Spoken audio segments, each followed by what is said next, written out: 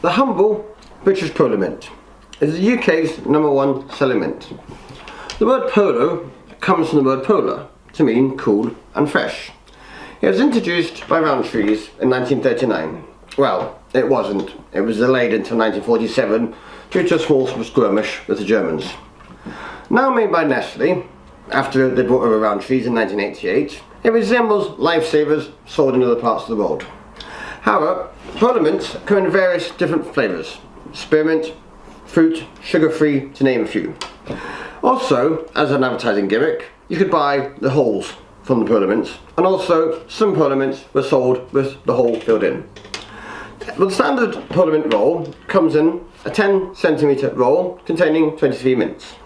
However, in March this year, they introduced the Polo Pot. I don't have one available at the moment, but I'll show you a picture of one just here. The Polo Pot contains 44 mints in a convenient pot.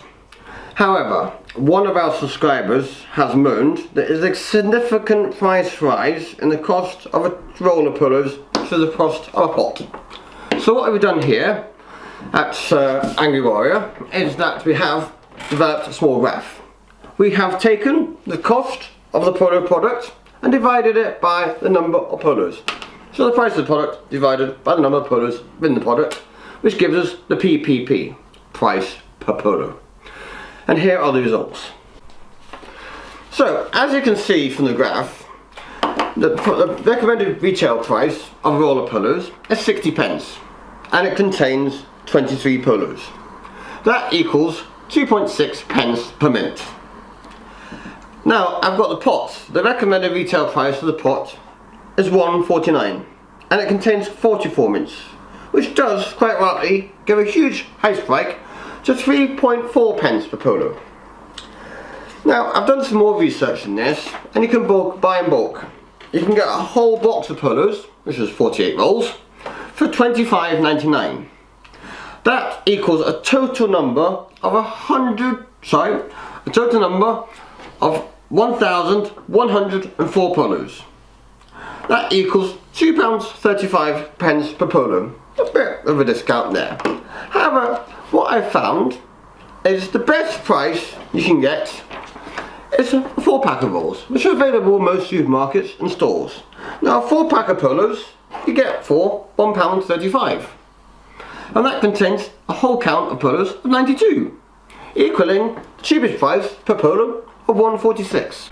Now, Polo Mints do offer some discounts, because when I was shopping today in my local shop, I noticed that they did offer a sales price on a packet of polos, on a roll, for 50 pence. So that's taken the recommended retail price from 60 pence down to 50 pence, and that makes it 2.17 pence per polo. And also, I did read on the internet that if you go to the pound shop, you can get a pot of polos not for £1.49 but for £1 from the pound shop, which takes a pot at a pound. That makes it 2.27 pence per polo. But by far the best price, I would agree, is the 4-pack of polos, £1.35, 92 polos, 4 rolls, giving you a price of 1.46 pence per polo.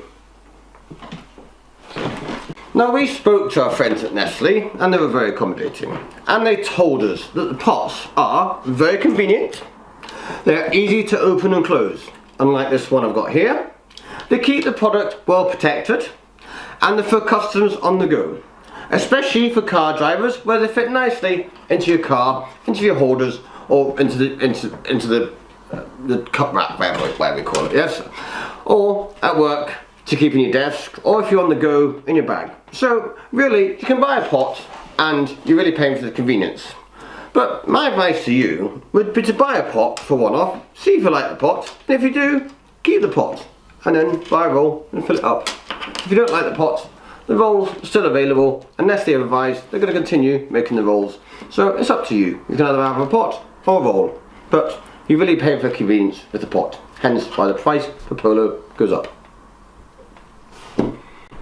Now, to finish off, on to some interesting facts about polos.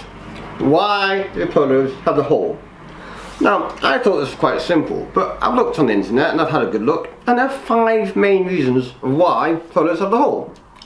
The first one is, the Polo was originally based on lifesavers, which are also available elsewhere in the world, and obviously lifesavers actually came from the rubber belts you get on ships to save your life, or the ones you throw in, which were initially white, and the lifesavers were based on these. Hence, when Polos designed themselves, they based it also on the lifesaver. The other one is that Polos are pressed. Now, they are pressed mints, and they are pressed by using a pill presser. Now, pills are rather a lot smaller because you have to swallow them. Now, because they had to make the pill presser bigger to press the Polo, the presser didn't manage to get the middle bit right. They were just too big to press. And obviously this is where you're getting a pounds per square inch. So in order to increase the pounds per square inch in the Polo, they removed the hole. And that removed the error of the whole middle bit being misshaped. So that's why it's got a hole in the middle.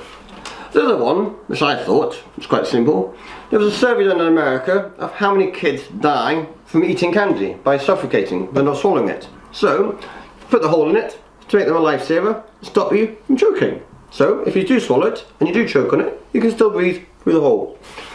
The other one is obviously a larger surface area. So, as the Polos say, they are 13% mintier more than any other mint. And that is because the hole gives you increased surface area over the Polo, so you get a better saliva to mint mix, and therefore getting more mint out your Polo. And the last one, for the con artists out there, is they believe they make the holes in there because then Polos are really just selling you air by making the hole in the middle. And it has been some rumours that since Polo was introduced in 1947, the holes have got bigger. Therefore, you're getting less Polo per Polo, as that makes sense. Anyway, more interesting Polo facts. There are 30 million Polos made each day. That's 38 million Polos made each day. Shocking, yes? That means that in the UK, 140 are eaten every second. 140 Polos eaten every single second. The other interesting thing about Polos is they are tribalist with Polos, which means that if you cause them half mechanical mashing or bashing, the friction causes the sucrose in the Polo to glow or to produce light. Generally, sucrose produces a blue light. So if you bash them hard and knock them in the dark, you should be able to see blue light. Now, I'm going to pass this over to Swan Science to try and see if I can get a blue light out of Polo, but we're going to have to wait till it's dark. And the last thing is a Polo challenge. It's, can you break a Polo with only making one crack in it? Because everybody says that every time you crack it, it always cracks twice. I've never seen a Polo yet with just one crack in it. So, can you crack a Polo and just make the one crack in it? Or do you have to split it in two every time? Thanks for watching. If you like this video, give it a thumbs up. Subscribe to our channel. There's going to be plenty more from Urban Warrior, as I call it, Angry Warrior. Thanks for watching. Goodbye.